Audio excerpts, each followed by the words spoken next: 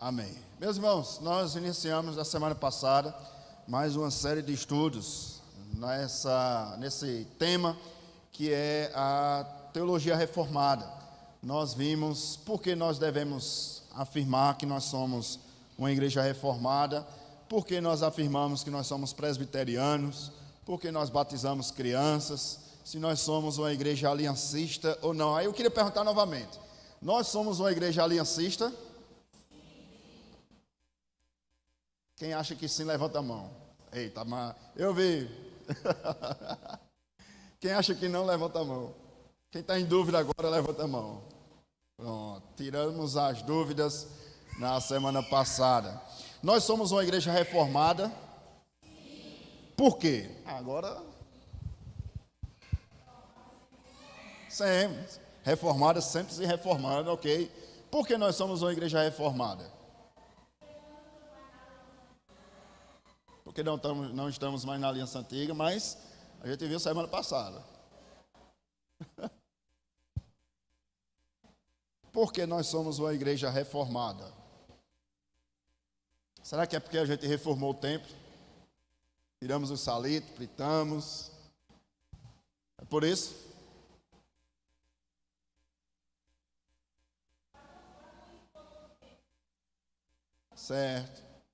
Certo, ok. Nós vamos definir hoje o que é a teologia reformada. E é com base nessa definição e nos ramos que nós vamos estudar nessa noite, que nós podemos com exatidão afirmar porque nós somos uma igreja reformada. A teologia reformada, como os irmãos bem sabem, ela trata daquela teologia que não surgiu no século XVI, por parte dos reformados, mas que foi reavivada no século XVI, porque o ápice e o objetivo dos reformados não era trazer nada novo, era voltar às fontes, voltar às origens, trazer a Escritura Sagrada como o centro do culto, o centro da vida cristã. Se os irmãos estão aí com a apostila, ainda na introdução da lição 2, vai estar escrito assim: tendo como um dos principais objetivos, acharam aí? Lição 2, logo no início. Tendo como principal, ou um dos principais objetivos, acharam? Na lição 2, definições, ou definição da teologia reformada. Aula 2, definição da teologia reformada. Aula 2, tendo como um dos principais objetivos nos fazer contemplar a grandeza. Tem não? Pois eu coloquei aqui. Vamos lá. Mas vamos lá, dá certo aqui também. Deixa eu ver se eu coloquei no slide. Passando não. Passa aí, Júlia, por favor. Pronto. Aí. Teologia, aula 2. Definindo a teologia reformada. O que é a teologia reformada? Eu coloquei aqui, os irmãos vão acompanhando aí. Se tiver caneta e quiser anotar, a apostila fica bom também. Quem trouxe caderno, tá certo? Eu queria incentivar os irmãos que não têm apostila, que tragam um caderninho, uma nota aí, ou até na apostila também. Tá certo? Deixa eu ver se... aqui foi. Pois bem. Tendo como um dos principais objetivos, aí eu vou sintetizar quais são os principais objetivos da teologia reformada. E aí, com base nesses objetivos, nós vamos definir o que é teologia reformada, tá certo? Primeiro, o objetivo da teologia reformada é nos fazer contemplar a glória e a grandeza de Deus. Esse é o principal objetivo da teologia reformada. E os teólogos reformados, Martim Lutero, João Calvino, John Hus e os demais teólogos reformados, eles buscavam sempre a glória de Deus. Esse é o objetivo principal da teologia reformada, tá certo? E se nós pudéssemos definir o que é a teologia reformada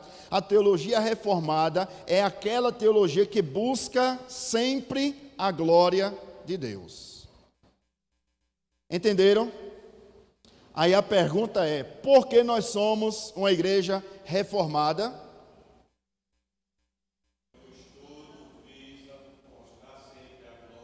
A glória de Deus. Em outras palavras, porque nós somos uma igreja que busca a glória de Deus. Isso implica dizer que nós não buscamos a glória de quem? Do homem. Isso implica dizer que tudo em nossa vida não gira em torno do homem, mas em torno de Deus. Eis a grande distinção entre a igreja e a teologia reformada e as demais igrejas ou demais teologias, que não são basicamente reformadas. O ápice da teologia reformada é a glória de Deus. Isso significa dizer que nosso culto não gira em torno da vontade humana. Os nossos cânticos não são para o bem-estar dos homens. A pregação não gira em torno daquilo que os homens querem ouvir ou daquilo que os homens desejam ouvir. Os cânticos espirituais ou os nossos louvores são em torno de quem? De Deus. A pregação é em torno de Deus. Por isso que os reformadores afirmavam o seguinte: que nós devemos viver sempre diante de Deus. Ou, em latim, coram Deo. Ou seja, tudo que nós fazemos diante de Deus. Não somente no culto. E aí nós podemos abranger. Quando você sai da sua casa para o seu trabalho, você deve sair para a glória de Deus. Quando você vai estudar, quando você vai trabalhar, quando você vai resolver qualquer outra coisa, você resolve, estuda e trabalha para a glória de Deus. Entenderam aqui o primeiro ponto? Então nós somos uma igreja reformada porque nós vivemos para a glória de Deus. Qual é a pergunta primeira do nosso catecismo? Quem lembra? Qual é o fim principal do homem? O fim principal do homem é gozá-lo para todo o sempre. Por isso que é a primeira pergunta. Você já se perguntou por que essa é a primeira pergunta? Por que não é a segunda? Aí você vai para o gabinete. A primeira pergunta, meus irmãos, não é em torno do homem, é em torno de Deus. E o fim principal do homem é glorificar a Deus. Esse é o ponto máximo, que já nos distingue de outras igrejas, né? De outras denominações. Culto da vitória, campanha da vitória.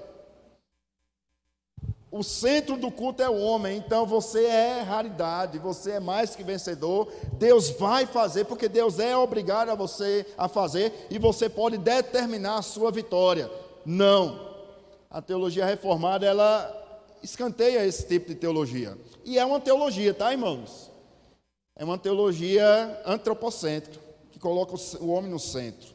Não é uma teologia reformada.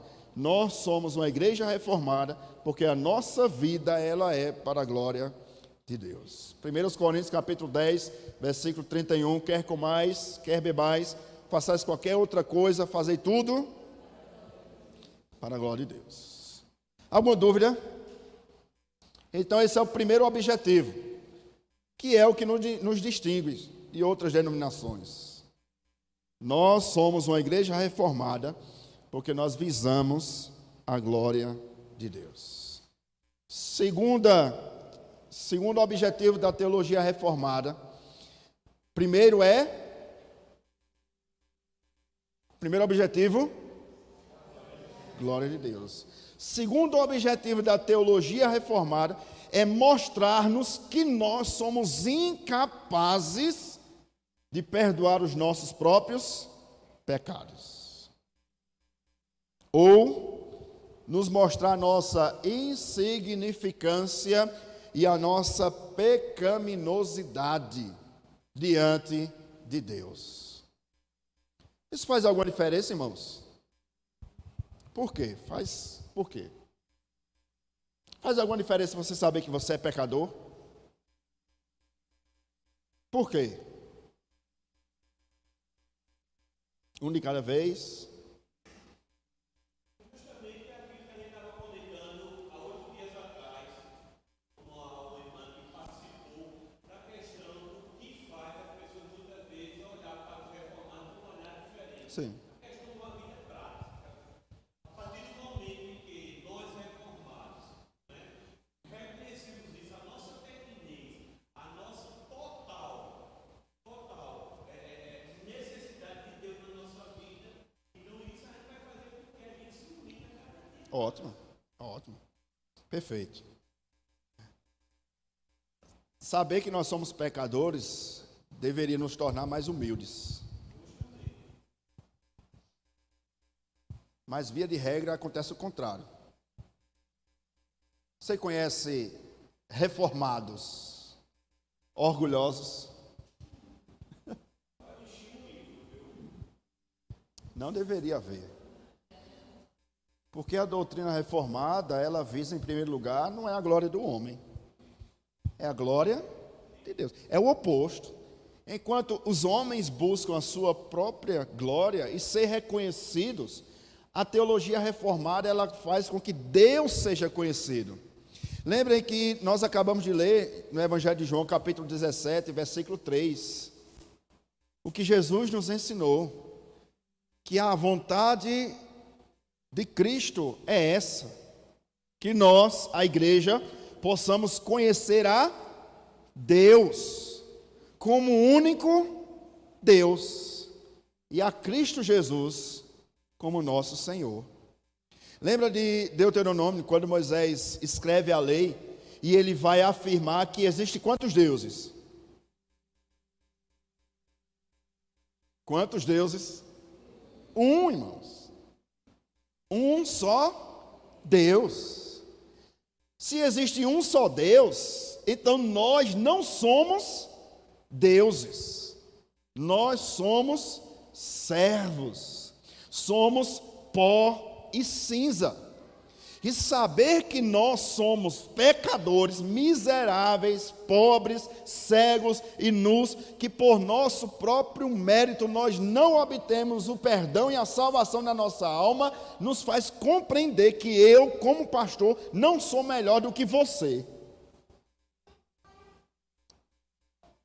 Isso nos coloca no nosso lugar, como servos. A teologia reformada nos ensina o seguinte: ei, baixa a bola. Você é servo. Você é pecador como eu. Você é comedor de feijão como eu. Então baixa a bola. Esse é o segundo objetivo da teologia reformada. A imagem é de um mendigo, um pobre, que vai ao encontro de outro pobre para mostrar aonde obter pão. Nós somos mendigos, estávamos cegos e fomos achados por Cristo. Nós é que estávamos perdidos e Ele nos achou. Não foi nós que achamos a Cristo, foi Ele que nos achou.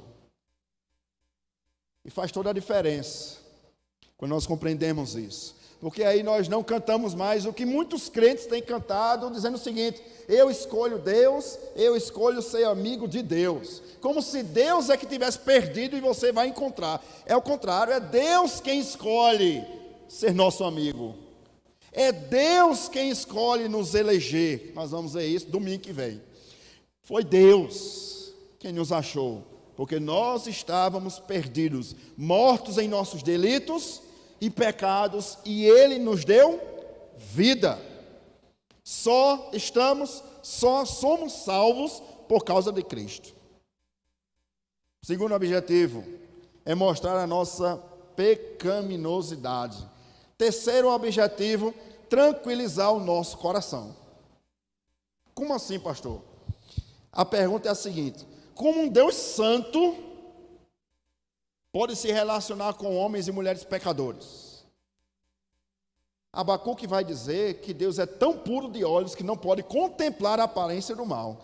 Como um Deus que é santo, santo, santo, pode ter intimidade com homens e mulheres pecadores? Isso apavorava o coração dos reformadores. a tal ponto que Martinho Lutero, ainda no âmbito da Igreja Católica, todos os dias ele ia se confessar diante do padre. Todos os dias. Todos os dias Martinho Lutero tinha um pecado para confessar diante do padre. E o padre se aborreceu tanto, porque todo dia quem é que estava na porta do padre? Martinho Lutero. Já era certo. O padre já sabia, hoje Lutero vem de novo. Lá vem confessar mais pecado de novo.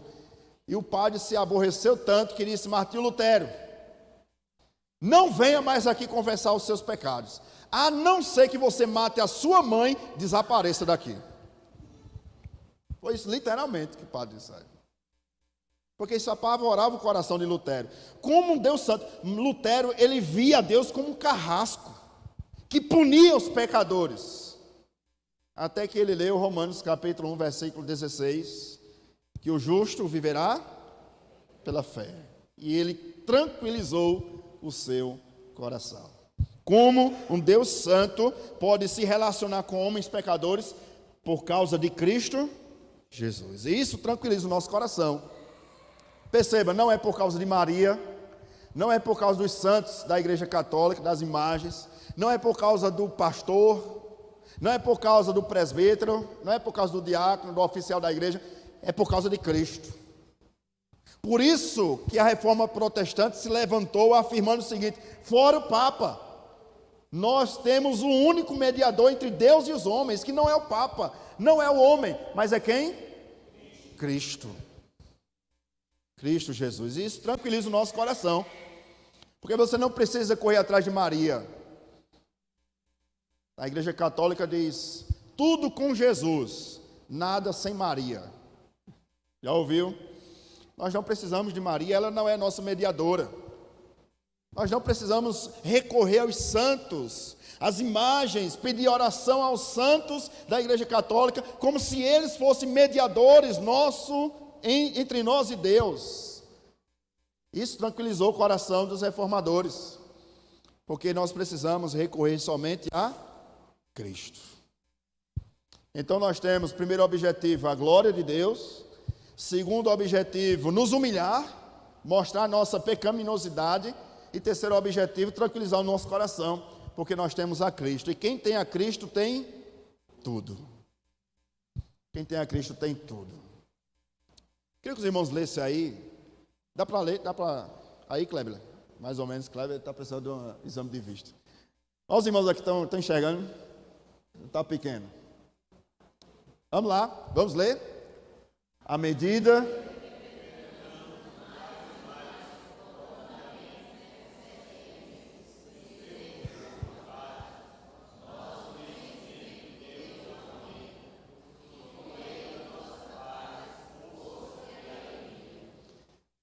O que isso quer dizer?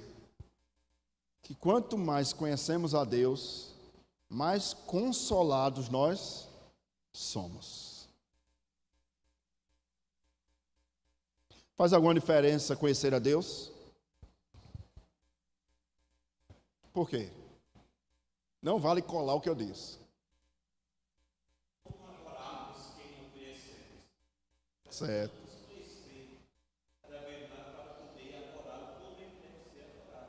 Amém. Certo. O que mais, irmãos? Com as suas palavras. Quem estava aqui na classe dos adultos domingo passado é daquele modelo ali que os irmãos responderam. Com as suas palavras. Por que faz diferença conhecermos a Deus? Quem Deus é?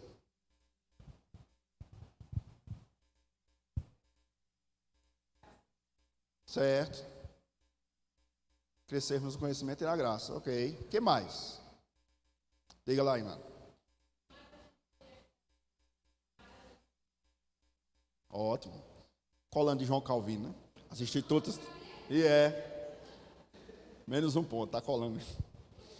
João Calvino, nas institutas da religião cristã, no primeiro livro, ele diz o seguinte: você só pode conhecer quem você é quando você conhece quem Deus é. Porque você é o contrário de Deus. Deus é santo e você é pecador. É o contrário, não é? Deus é justo e você é injusto. Diga lá mais, vamos lá. Por que, meus irmãos, é importante conhecermos a Deus?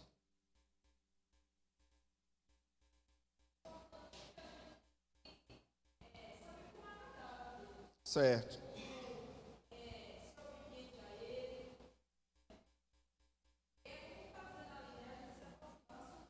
Certo. Ok. Ótimo. Perfeito. Eu vou pedir ao presbítero Cícero, tá com a Bíblia aí, para abrir, enquanto os irmãos respondem, que são muitas respostas. Oséias capítulo 4, versículo 6. E o presbítero Carlos, Daniel, capítulo 11, versículo 32. Esses dois textos. Aos demais irmãos, por que, meus irmãos, é importante conhecermos a Deus? Certo. Ok. Perfeito, respostas perfeitas. Mas na prática, presbítero Zé Carlos, diga aí, por que é importante conhecermos a Deus?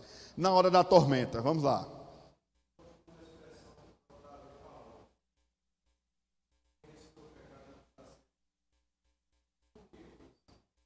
Sim. Perfeito.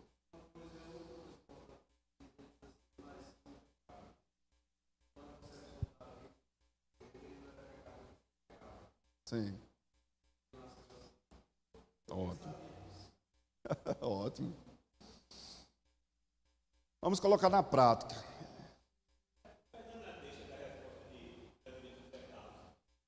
Quanto mais a gente conhece a Deus, mais aumenta a nossa confiança nele. Porque, por exemplo, quando a gente conhece a Deus, cai por terra a questão do homem no centro. Sim. Eu li um livro, Somos Deus, eu acho que Sim. também. Agora, um casal deixou praticamente um filho e disse: não, nós vamos curar ele. Sim. Foi. Ele andou morrendo. Algo real, infelizmente, triste, mas foi real nos Estados Unidos. E o livro foi Jorge Mora que escreveu, Somos Deus. Porque quanto mais a gente conhece desse Deus, então nós nos colocamos no nosso lugar. Ok. Perfeito. Certo. Irmã Cleide, faz alguma diferença a irmã saber quem Deus é?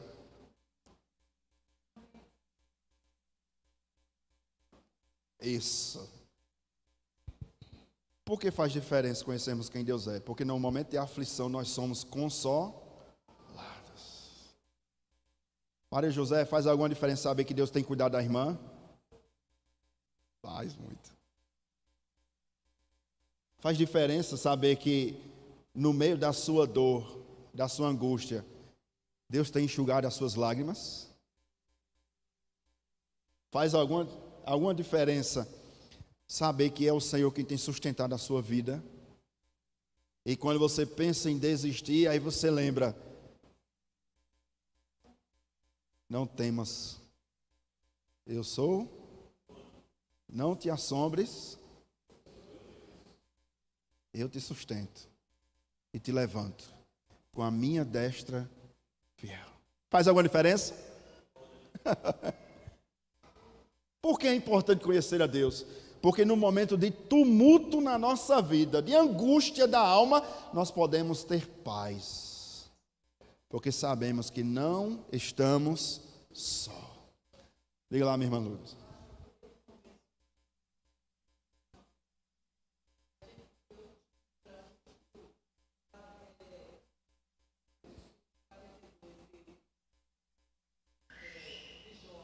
Sim.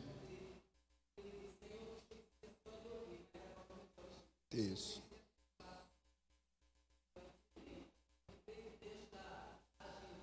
Perfeito. Perfeito. Presbítero Cícero, encontrou aí Daniel, não, Oséias, né? Oséias e o presbítero Carlos Daniel, logo depois. Pode ler, presbítero.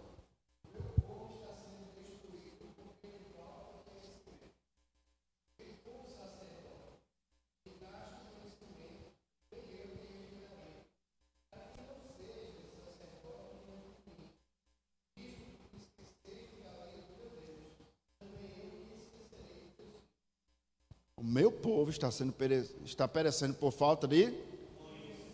Porque não sabe quem Deus é. Presbítero Carlos. Daniel 11, versículo 32.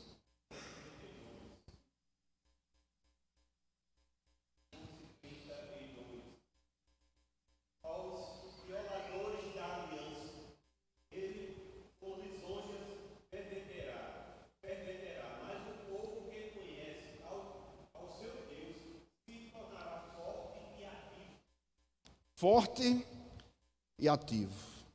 Nós só podemos ser uma igreja forte e ativa se nós conhecemos. Aí surge a pergunta: quem Deus é? Um de cada vez. Quem Deus é? E não é para você. Ah, pastor, para mim Deus é tudo. É tudo o quê? Tudo é muito amplo, né? Tudo é muito amplo. Fortaleza, amor. Quem Deus é, irmãos? Deus é amor. Certo, vamos afunilar mais, está muito amplo. Deus é amor.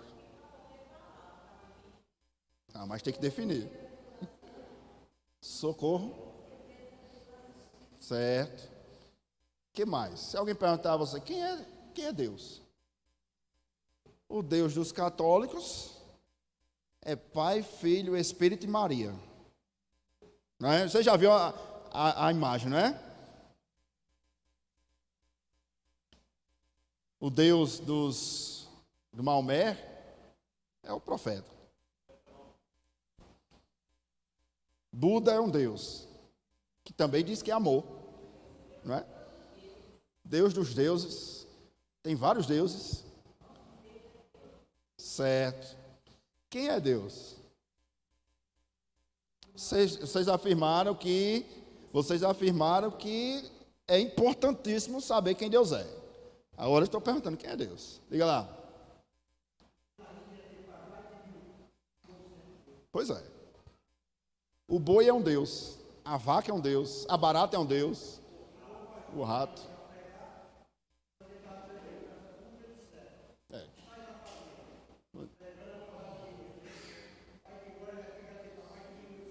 Pois é. Na Índia está cheio de deuses. Diga lá, diácono Hélio.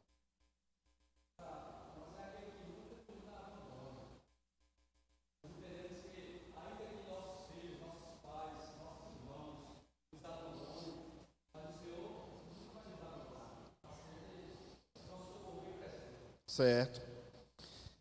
O que diz o nosso breve catecismo de Westminster, que é um dos documentos que nós adotamos. Quem Deus é? Leia aí para mim. A uma só voz, vamos lá.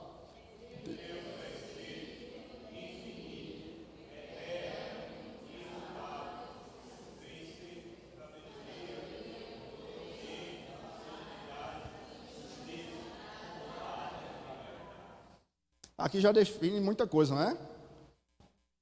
Quem Deus é. E já restringe também. Deus é espírito.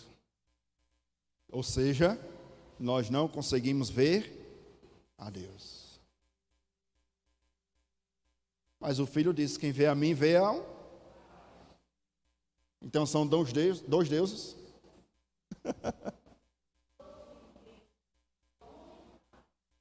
Um único Deus, que é Espírito, e que Ele promete em Sua palavra que os verdadeiros adoradores,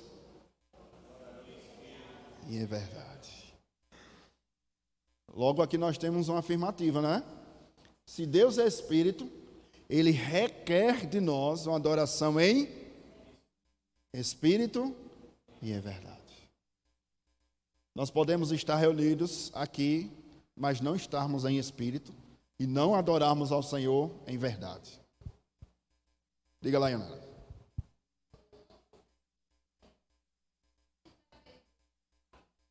Não. Deus Pai é Espírito. Lá nós vamos ver o Filho. Quem vê o Filho, vê o Pai. É inevitável. Ninguém jamais viu a Deus. Ninguém jamais verá a Deus. Mas nós veremos o Filho. E o Filho é a exata expressão do ser de Deus. Quer ver o Pai? Veja o Filho.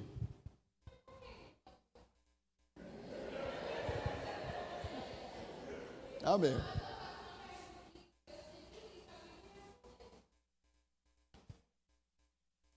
Aí a gente vai chegar na glória e vai perguntar.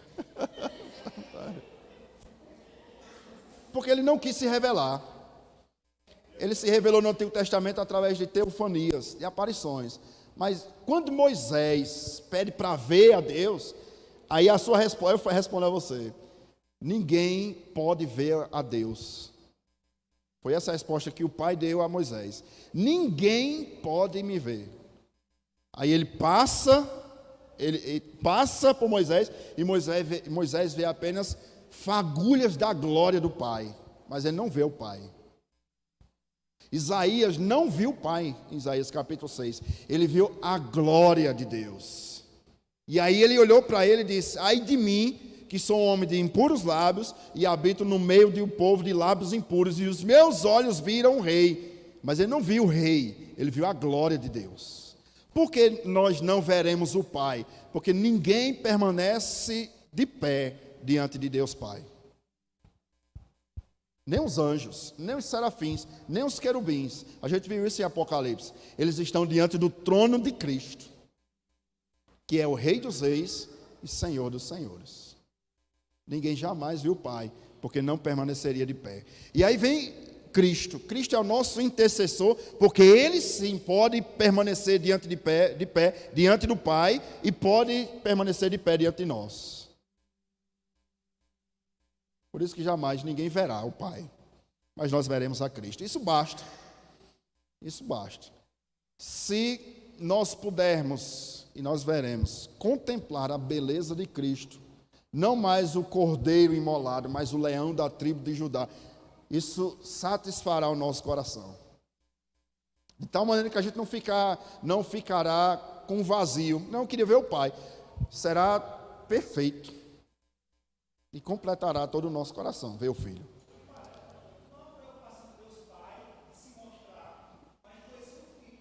Sim. É. E aí o texto que a gente leu, eu passo para o presbítero Cícero, quem levantar a mão, em João capítulo 17, versículo 3, que foi o texto que a gente leu no início. E a vida eterna é esta. O que é a vida eterna? Que te conheçam a ti. E Jesus não está dizendo, e a vida eterna é essa, que vejam a ti. Não, que conheçam a Ele. Que conheçam a Ele. O que isso significa? Dizer que na eternidade ninguém conhecerá a Deus plenamente. Vamos passar. Na eternidade não tem data. O que é 1 bilhão de anos na eternidade? Não vai ser contado. Para nós é, porque nós temos começo e fim. Temos data de nascimento e teremos uma data fúnebre, de óbito. Mas na eternidade ninguém nasce e ninguém morre na eternidade. Somos eternos. Explica para mim o que é eternidade. Não tem explicação. Alguém disse que a eternidade é você subir no Monte Everest, no ponto mais alto, soltar lá um grão de feijão e esperar que aquele grão de feijão desça aquele monte todinho. E quando chegar embaixo, você pegar novamente o grão de feijão e colocar lá em cima de novo e esperar que ele desça tudo novamente. É essa a eternidade. Vamos passar 1 bilhão de anos na eternidade e ainda não iremos conhecer Deus em sua plenitude. Porque essa é a vida eterna. Que te conheçam a ti. Aqui na terra nós temos um pico de conhecimento. Conhecemos pouca coisa. Quando chegarmos na glória, vamos conhecer um pouco mais, mas ninguém conhecerá Deus em sua plenitude. Ninguém. Sempre vai ter algo novo para se conhecer de Deus na eternidade. Entendeu? Misturou a cabeça, aí deu nó. Diga lá, presbítero Cícero.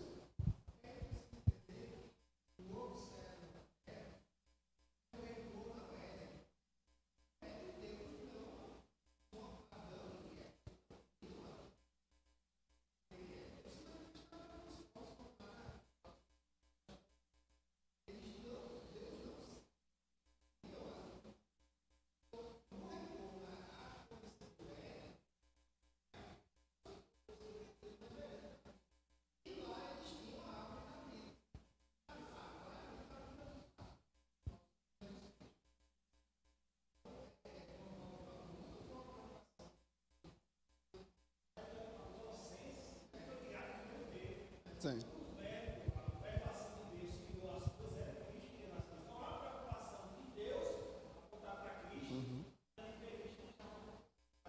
É.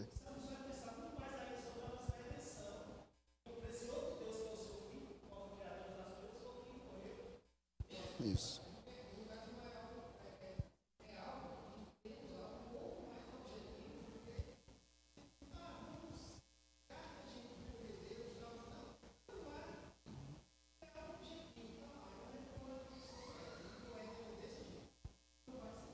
É.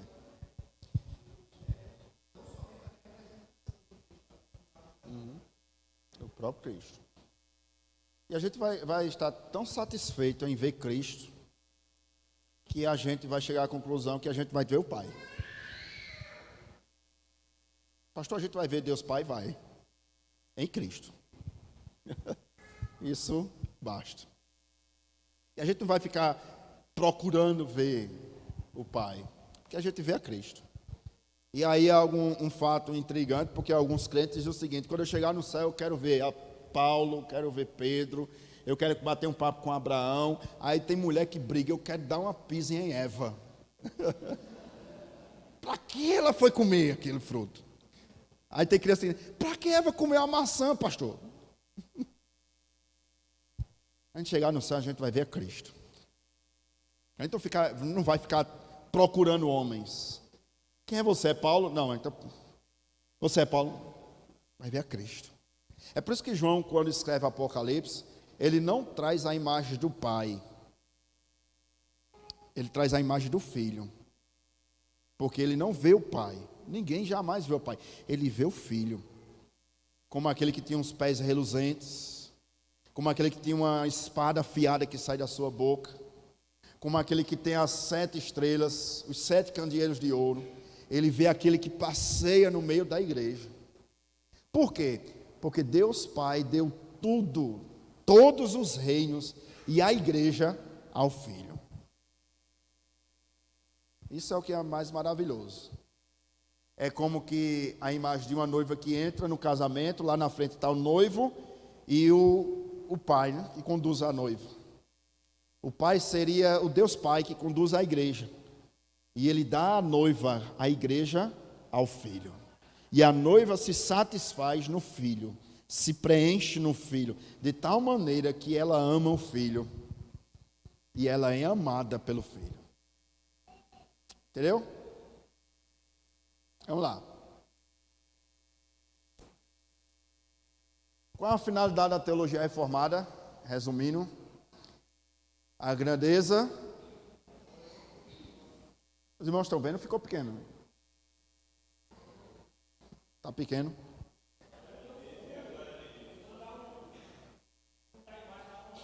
E é? Certo.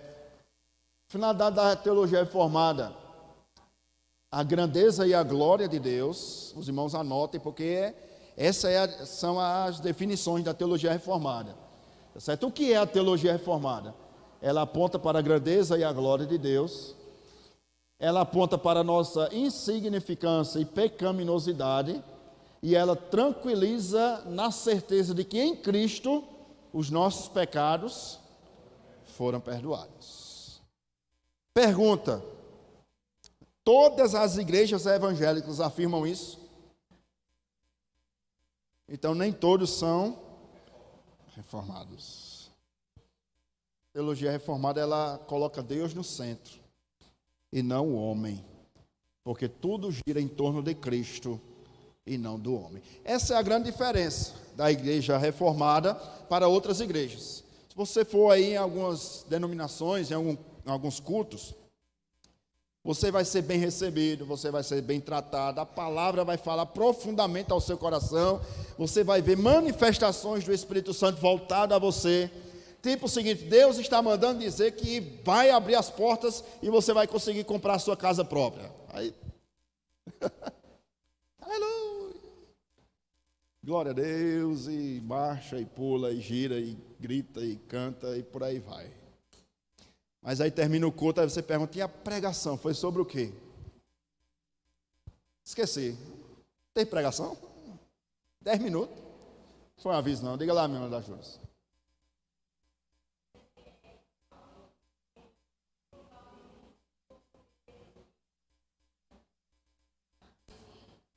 Tem um pouco de cada. Não, não é que tem um pouco de cada, é que não compreenderam o que creem. Você perguntar, você quem crê? Crê em quê? Em tudo. É igual uns torcedores que tem aí, que eu não vou falar o nome. Cadê? Saiu, né?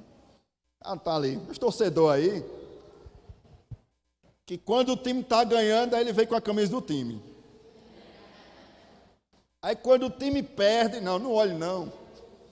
Quando o time perde, ele não fala nada. E ainda tem outros torcedores que você pergunta, torce por quê? Pelo que está ganhando.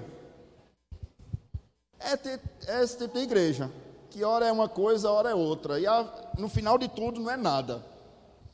Eles creem na nova moda do momento. A onda agora é a igreja preta. Aí vamos pintar as paredes de preto. O preto já passou. A onda agora é colocar luzes de Natal na igreja no culto de domingo. Então vamos montar no meio uma árvore de Natal com os pisca-pisca no meio do culto.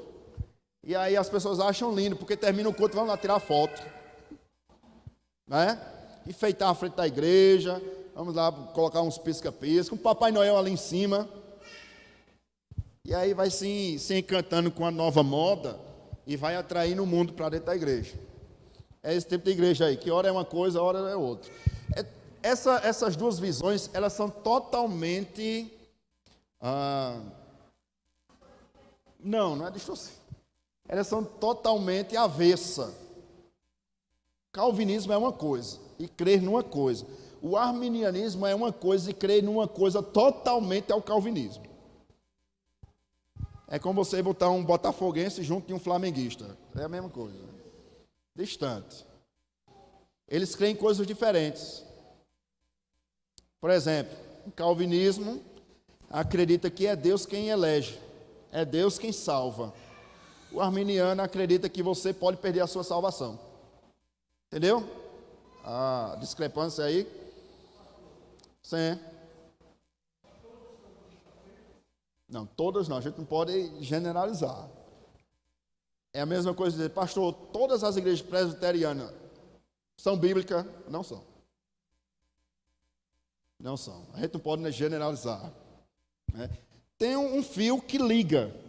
Alguns arminianos e alguns calvinistas creem na mesma crença, que Cristo é quem salva, que é por meio de Cristo, que é pela palavra, a pregação do Evangelho. É um fio que nos une. Mas existem coisas secundárias como essas doutrinas que nos separam. Mas existem mais coisas que nos unem do que nos separam. Esse é o ponto que nos liga. E aí nós lembramos que o calvinismo, ele mostra a nossa insignificância, que nós não somos melhores do que os outros, que eles têm pontos divergentes, mas há pontos cruciais do qual nós não abrimos mão, nem eles. Então isso nos une. Thaís.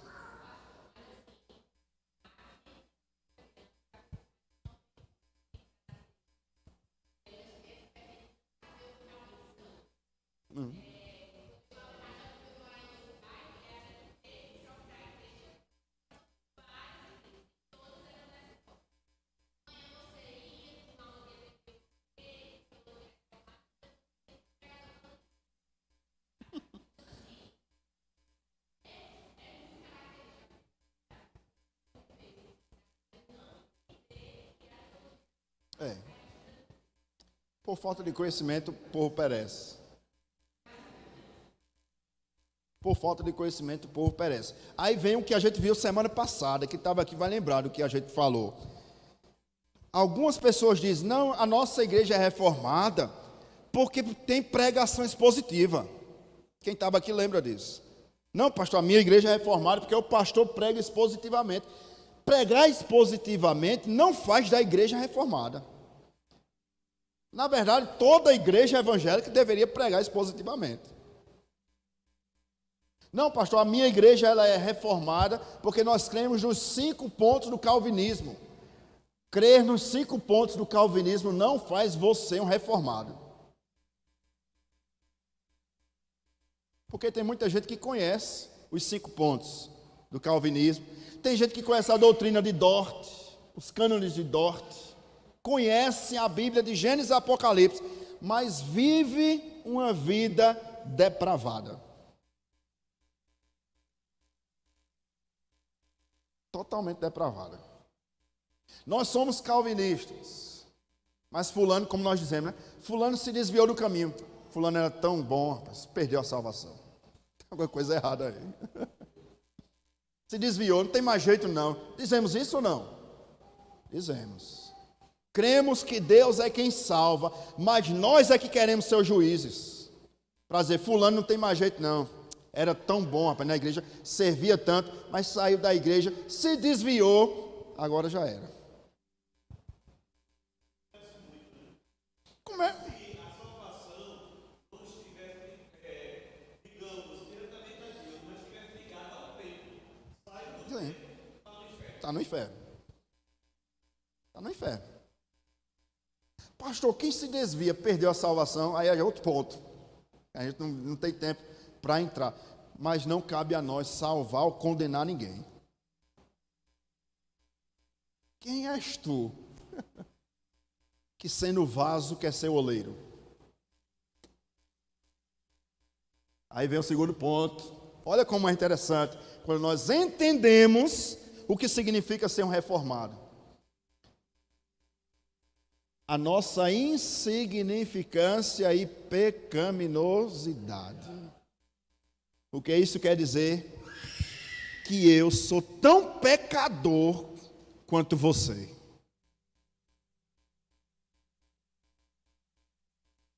Os irmãos estão entendendo? Essa é a nossa doutrina. Mas que triste que no nosso meio há pessoas orgulhosas. Porque não entenderam isso aqui. Esse é o resumo, meus irmãos, da teologia reformada. A teologia reformada se resume em 3 pontos. Até nisso é pregação presbiteriana. Uma boa pregação presbiteriana tem 3 pontos. A doutrina reformada ela tem 3 pontos. Primeiro, a grandeza e a glória de Deus, acima de qualquer outra coisa. Devemos buscar a glória de Deus, viver para a glória de Deus, cantar, pregar, cultuar, ofertar, dizimar, viver e morrer para a glória de Deus. Segundo lugar, a teologia reformada, ela nos coloca no nosso lugar. E qual é o nosso lugar? De homens e mulheres pecadores. Você é pecador, meu. Deus não lhe deu a chave do julgamento. A Igreja Católica diz que a chave dos céus está na mão de quem? Pedro. Você sabia que tem muito crente que acha que tem a chave do céu? Fulano saiu da igreja, esse não entra. Fulano está na igreja, esse entra. Fulano é pastor, esse já está faz tempo. Não se engane, meus irmãos, no inferno estará cheio de pastores.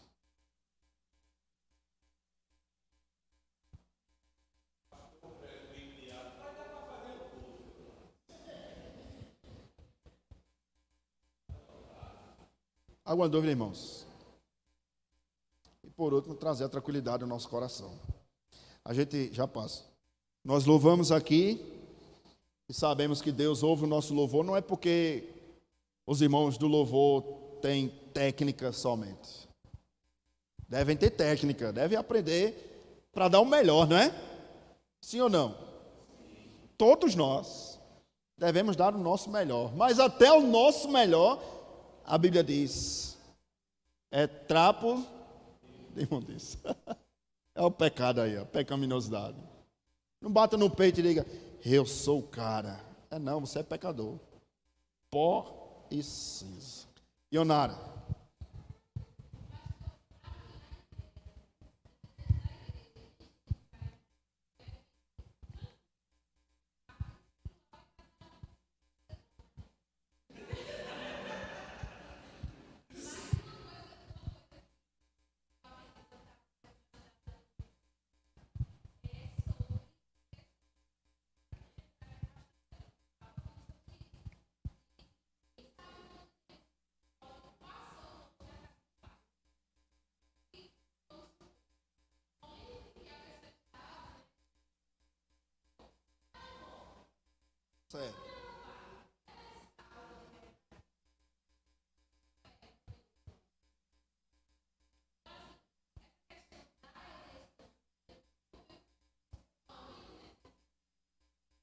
Certo.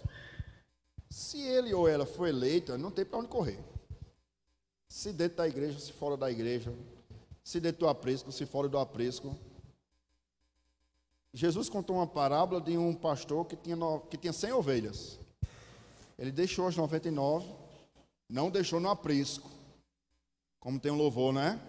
Não, Jesus não deixou a ovelha no aprisco não, viu? Canta essa música não. Deixou ao relento. Tem.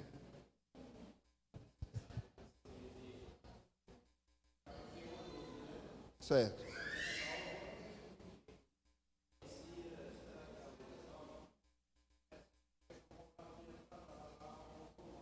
Uhum.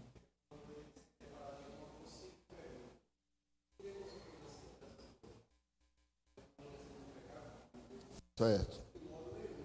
Uhum. Certo. Eu costumo dizer o seguinte, quando alguém me pergunta, faz esse tipo de pergunta, baseado no filho pródigo. O filho, ele saiu de casa, ele deixou a casa do pai, mas ele não deixou de ser o quê? Filho. Entendeu? Nós não podemos afirmar, e aí vem mais uma vez, nós não temos a chave do céu para dizer quem vai ser salvo, quem não é salvo. O único que sabe quem é salvo ou não é Deus. E não cabe a mim julgar. Fulano saiu da igreja e perdeu a salvação. Não cabe a mim julgar. Por que não cabe a mim julgar? Porque até no leito de morte, a pessoa pode se lembrar da casa do pai. Entendeu? Eu já vou chegar lá. A gente pega aquele texto, que é uma parábola, e interpreta da seguinte maneira: ele tem que voltar. Porque se ele for salvo, ele vai voltar. Não necessariamente. Já respondo, senão perca aqui o fio da meada. Existem muitas pessoas que contam testemunhos que estavam com seu familiar num leito de morte, numa UTI. E nos últimos suspiros de vida, aquela pessoa na UTI pediu perdão a Deus e lembrou das palavras que tinha ouvido há tempos atrás. Aí eu queria trazer essa aplicação para os pais. Quando nós não investimos na vida espiritual dos nossos filhos, nós estamos desperdiçando tempo. Sabe aquela palavra que nós, como pais, muitas das vezes ouvimos ou dizemos: mas meu filho cresceu na igreja e hoje está no mundo.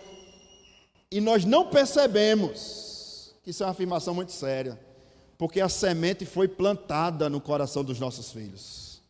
E ele, ou na igreja, ou fora da igreja, ele ouviu o evangelho. No tempo de Deus, o evangelho vai dar frutos. Mas quando será o tempo de Deus? Eu não sei. Pode ser num leito de morte, mas é o tempo de Deus. E é isso que está no controle de Deus. Tá certo, irmãos? A irmã das Dores tinha falado justamente o ponto do ladrão na cruz. Os últimos suspiros de vida daquele homem na cruz, se arrependeu dos seus pecados. A irmã Cleide depois Íris.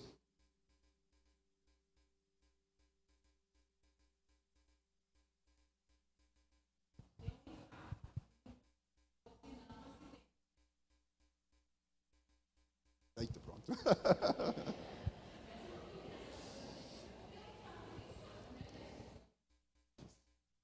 Aí vai os casos, né? A gente precisa estar lá no meio do infarto para ver. Senão a gente vai gerar muita dúvida, né? Se isso. A gente precisa ter certeza de uma coisa, e esse é o ponto culminante. Quem salva? Deus. Deus é que salva.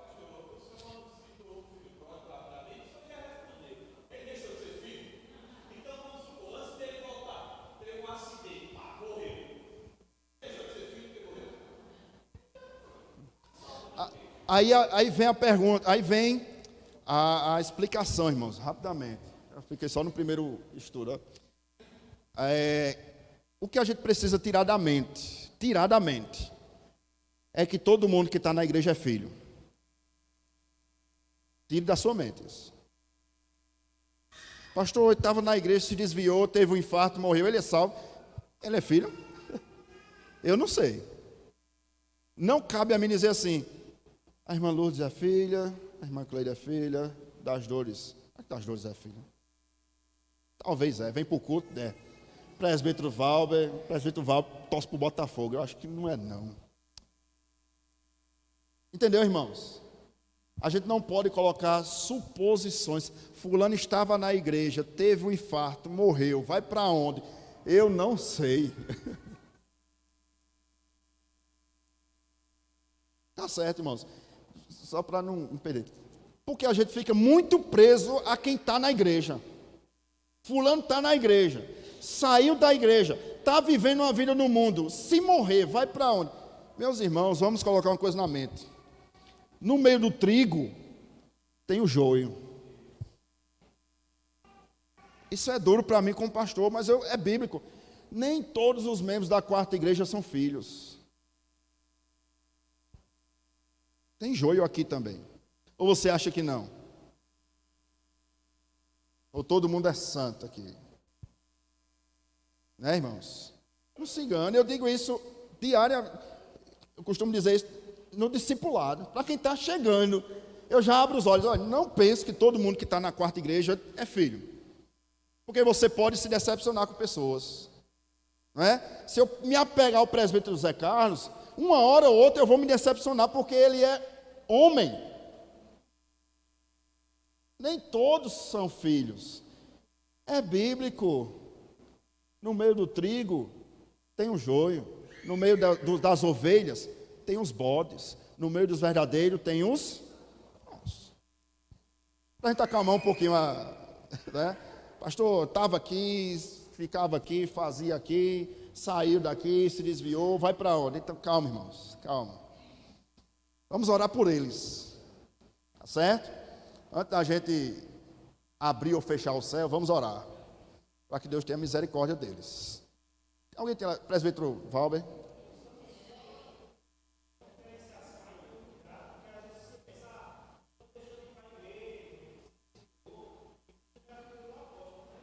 Sim.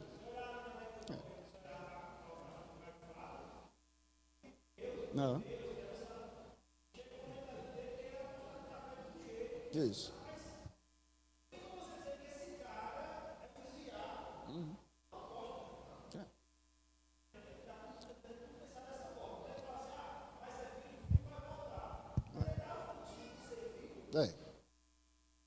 Isso aí. Cristiano.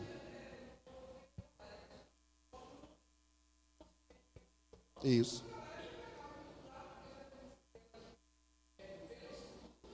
Sim.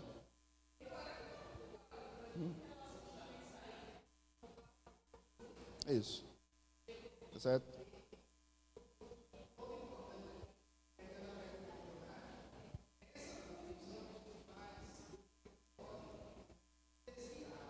Ah. Isso. Ah.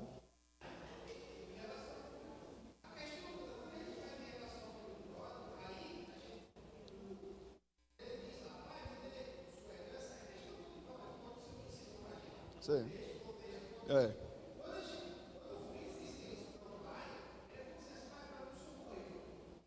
Sim. Ah.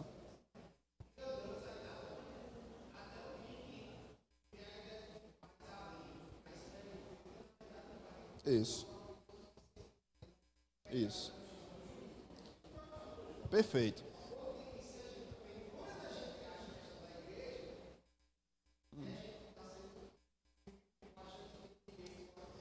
Isso. E aí entra um outro detalhe, irmãos. Senão a gente passa muito o horário. Eu queria terminar 9 horas, porque tem ensaio das irmãs. Um outro detalhe importante que a gente se pega nessa parábola do filho pródigo, mas a gente se esquece quando Paulo escreve 1 Coríntios capítulo 5. O que diz 1 Coríntios capítulo 5? Na igreja de Corinto havia um jovem que estava tendo relações íntimas com a sua madrasta. E estava onde? Fora da igreja? Mas fulano estava na igreja e saiu. Meus irmãos, tem muito crente desviado dentro da igreja. muito crente desviado dentro da igreja, que faz e acontece, no nosso ditado popular, mas está onde? Na igreja. Mas nós só nos prendemos àqueles que saíram e não oramos por aqueles que ficaram.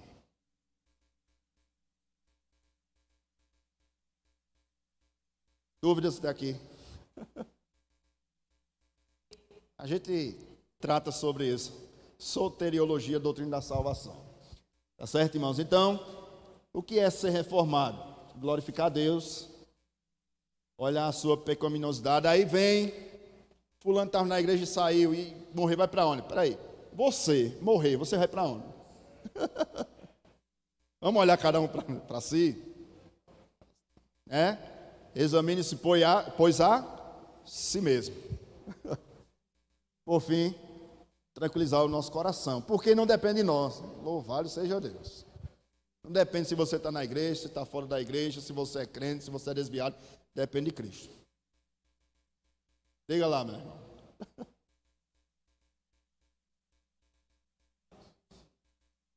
Suicídio. A gente vai entrar nesse tema. Tem certeza.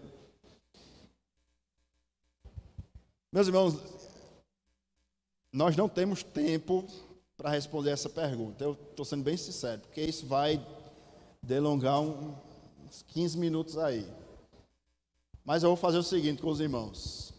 Próxima terça-feira, nós vamos iniciar a partir dessa pergunta. Tá certo? Por respeito às irmãs que vão ensaiar aqui, vai ter ensaio do nosso cantato de Natal com as irmãs, e por respeito às irmãs, para não sair muito tarde, algumas irmãs vão a pé, a irmã Inácia, por exemplo, mora distante, então por respeito a essas irmãs, a gente vai dar uma pausa, tá certo? E aí próxima semana, aí nós vamos tratar sobre isso, quem vai responder é o presbítero Cícero. Brincadeira, tá certo? Pode ser? Só para a gente não passar muito, olha, já passei 5 minutos ali. Meus irmãos, só para a gente concluir, alguma dúvida aqui sobre a definição da teologia reformada? Nós somos reformados.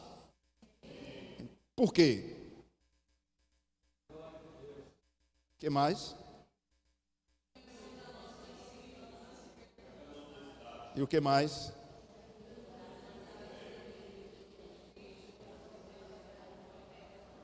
Pronto. Alguma dúvida? Então vamos ficar de pé, vamos orar.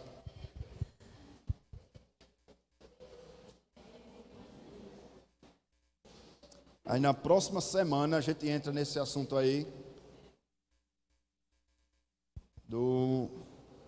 dos ramos da teologia reformada. Feche seus olhos, cubra sua cabeça. Dê ao presbítero Cícero para fazer essa oração. E encerrando, eu estarei em pé na bênção logo depois.